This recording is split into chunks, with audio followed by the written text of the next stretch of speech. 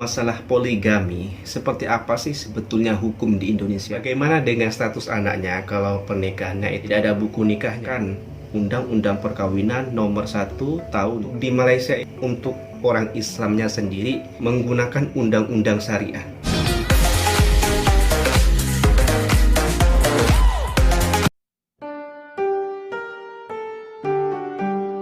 Ning Aan, biasa orang memanggilnya, istri dari Kiai muda pemilik pondok pesantren di Bangkalan, Madura.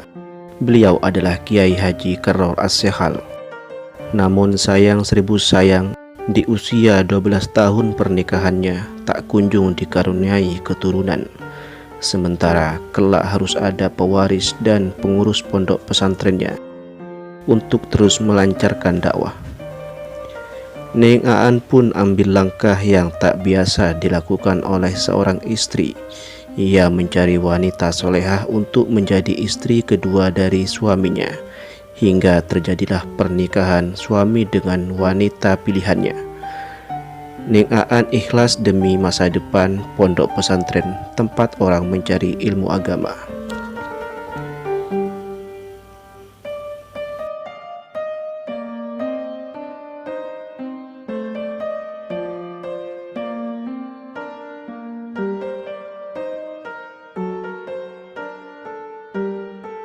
Assalamualaikum warahmatullahi wabarakatuh. Welcome back to my channel. Jumpa lagi dengan saya Mr. Bas.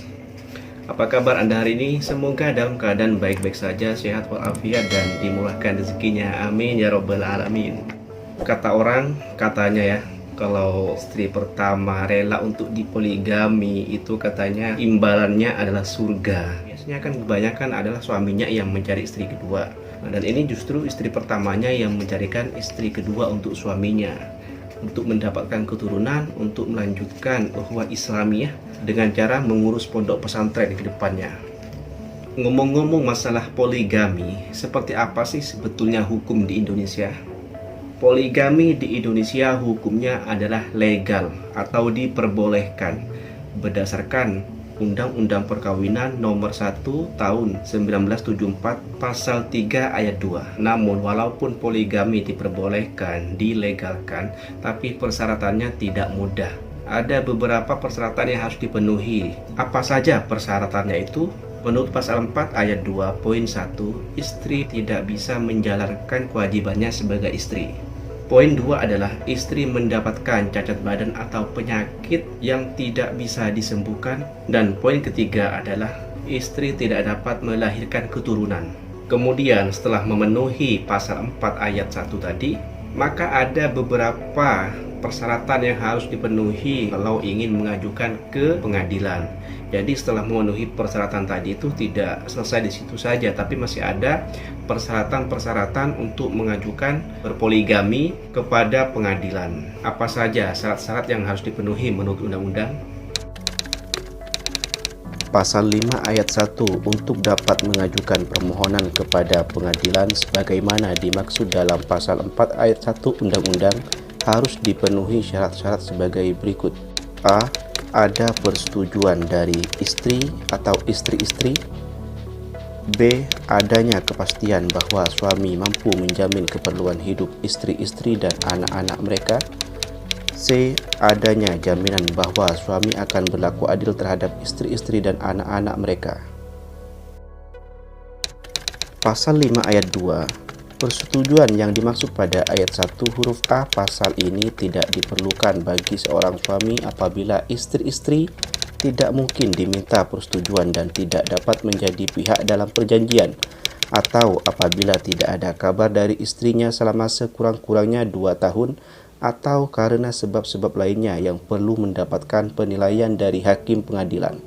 Nah, yang di pasal 2 barusan yang saya baca itu adalah menjelaskan yang persyaratan untuk pasal 5 ayat 1, di mana yang persyaratannya tadi poin 1 adalah harus mendapatkan persetujuan istri atau istri-istri. Nah, di pasal 5 ayat 2 tadi itu menjelaskan seandainya seorang istri dia tidak memungkinkan memberikan persetujuan kepada suaminya untuk berpoligami, atau istrinya tidak bisa menjadi pihak yang terlibat dalam perjanjian, atau misalkan istrinya tidak ada kabar selama 2 tahun sekurang-kurangnya, atau sebab-sebab lain yang bisa nanti dinilai oleh pengadilan.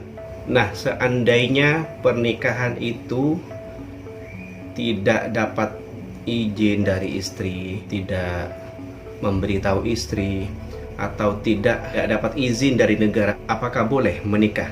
Boleh. Jadi di Indonesia itu masih boleh menikah siri. Artinya menikah tanpa dicatatkan oleh negara. Jadi dia menikahnya di depan pemuka agama saja. Meskipun itu poligami, ingin berpoligami tanpa persetujuan istri, tanpa izin negara boleh. Itu sah. Dan itu sampai sekarang belum ada sanksinya. Nah, bagaimana dengan status anaknya kalau pernikahannya tidak ada buku nikahnya, tidak dicatat oleh negara? Lalu bagaimana dengan status anaknya? Kalau dulu tidak bisa. Jadi kalau misalkan anak hasil dari pernikahan siri itu tidak bisa mendapatkan akte, sebab tidak ada buku nikah. Anak hasil dari pernikahan atau perkawinan tanpa ada surat nikah itu dianggap anak di luar perkawinan secara hukum. Atau lebih simpelnya, kalau menikah siri tanpa surat, tanpa berkas-berkas negara, itu anaknya dikategorikan adalah anak hasil di luar pernikahan. Tapi sejak tahun 2012, Mahkamah Konstitusi atau MK memutuskan akte lahir anak di luar perkawinan bisa mencantumkan nama ayah.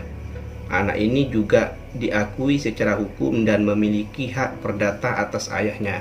Jadi semenjak tahun 2012, Mahkamah Konstitusi itu mengkategorikan anak di luar nikah itu boleh dibuatkan akte kelahiran dengan mencantumkan nama si bapak, si ayah.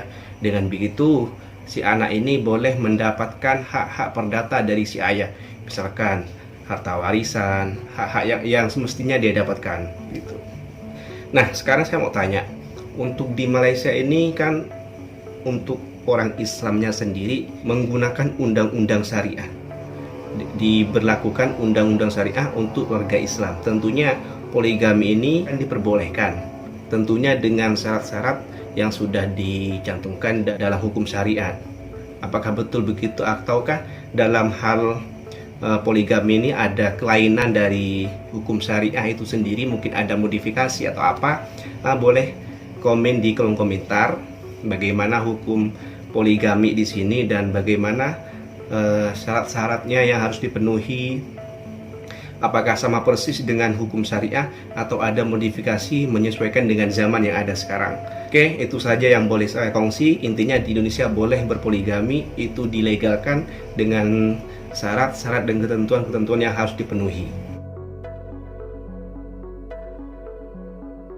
Sebelum saya mengakhiri topik ini, saya ingin mengatakan mohon maaf apabila ada kesalahan-kesalahan yang terkeluar dari lisan saya secara tidak sengaja. Apabila ada kritikan, ada pembetulan, ada koreksi, boleh tulis di kolom komentar. Kita berdiskusi.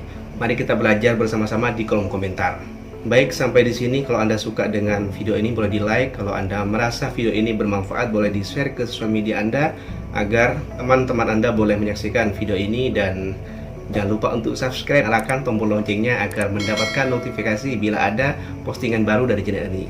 Wassalamualaikum warahmatullahi wabarakatuh.